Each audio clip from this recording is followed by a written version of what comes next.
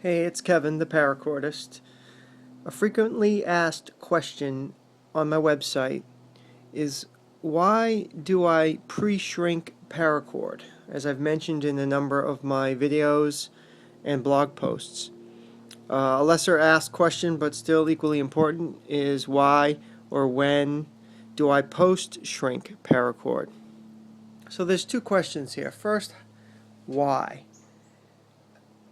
I always make it a habit to pre-shrink size-sensitive items. Now, what I mean by size-sensitive, the best example is probably a bracelet. If you're custom making a bracelet for a customer and they give you a certain wrist size and you make the bracelet to accommodate that size, if you don't pre-shrink the paracord, then the person will inevitably get that bracelet wet, whether intentionally or by accident, and it will shrink. And if it was a close fit to begin with, it'll be too tight or uncomfortable after the fact. And that's not good business. So pre-shrink paracord before making paracord bracelets. Another item, and this one I learned the hard way. I should have thought of it beforehand, but I was in such a hurry to get this thing completed. This is what I call the Paracord iPhone case, or it's also a can cozy. This drawstring case was made around a can, a beer can or a soda can, but I didn't pre-shrink the paracord. So when I was finished, having realized that, I chose not to send it to the customer. Instead, I made another one and I kept this for myself. Because once it gets wet, even from the condensation of the can, it's going to shrink. And in this case, this one did. And it no longer fits a can, which is what it was made on to begin with. So it still fits my phone, so it makes a good phone case, pouch, whatever. But that was a lesson learned. Another item that I typically pre-shrink are my Psk Lanyards. It's a custom knife lanyard I designed. The reason I pre-shrink it is because the measurements and loops are sized to the customer's hand, wrist, and hatchet or knife. So if the cord wasn't pre-shrunk and the item was made up and delivered, it would soon find itself an improper fit due to the shrinkage of the paracord. That's a couple of examples of pre-shrink. Now, I think the fact that paracord shrinks is a very powerful piece of knowledge to have in your toolkit. The reason being, you can get certain paracord creations tighter than otherwise humanly possible by shrinking the cord after you've made the project. Now I take this knowledge and I put it to use in knife wraps, hatchet wraps, using the long Turk's head knot, as you see here, that I've done my Psk hatchet with.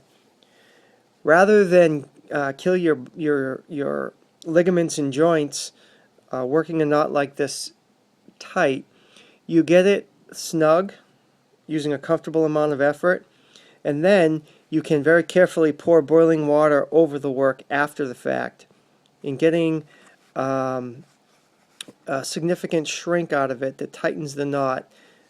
Really immovable, these strands. It feels hard as a rock, and you could never accomplish that level of tightness without post-shrinking the project. I also do the same on these Turk's heads on this hiking staff, my hiking stick here. Okay, good examples of reasons to post-shrink paracord. Others are the monkey's fist creations. These aren't size-sensitive items. The monkey's fist is made, and you really want it to be as tight as possible. So I make something like this monkey's fist self-defense keychain, and I shrink it after the fact. Drop the whole thing in boiling water. I'll show you how to do that in a few moments. Another item, the Steel Saints lanyard. This monkey's fist here is a large 8-pass monkey's fist on an 1.5-inch steel bearing.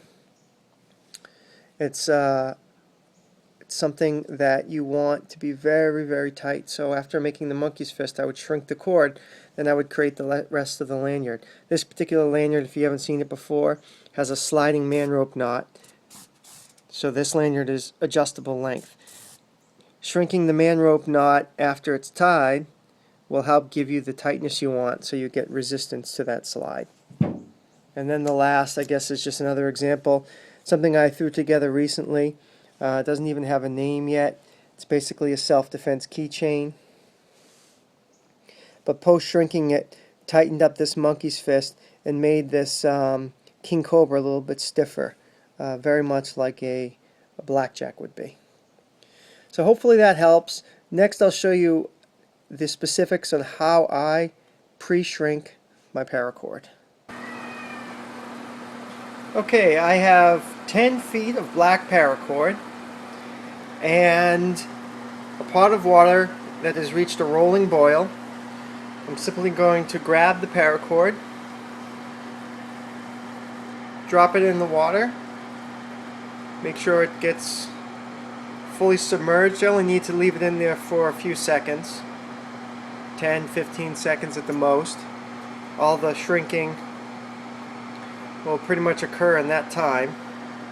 And I can pull it off, pull it out, shake off the excess water.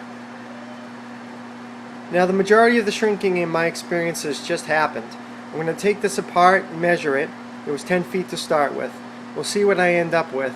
Then I'll put it next to a heat source to completely dry and measure it again, see if I get any extra shrink out of it.